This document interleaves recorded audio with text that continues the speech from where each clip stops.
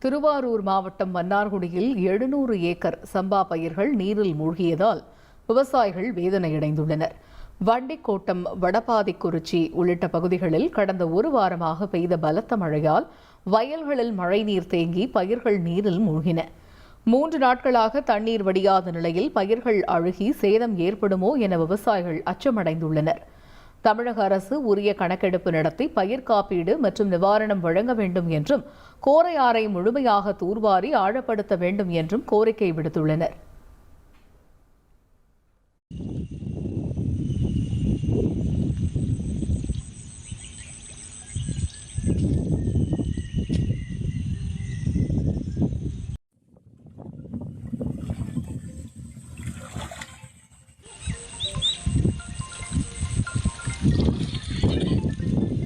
அதனால் ஒரு வாரம் மழை பெஞ்சத்தில் ஒரு 100 ஹெக்டேருக்கு மேலே முழுந்து தண்ணிக்குள்ளே இருக்குது. ஒரு ஏக்கருக்கு நெருக்கி 60,000 கிட்ட செலவாகிருக்கு.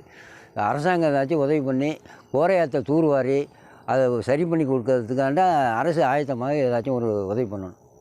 மொத்தத்தில் கோரையாறு தூர்வாரணும். ஆறு பூரா அடைச்சி போயிருக்குல்ல.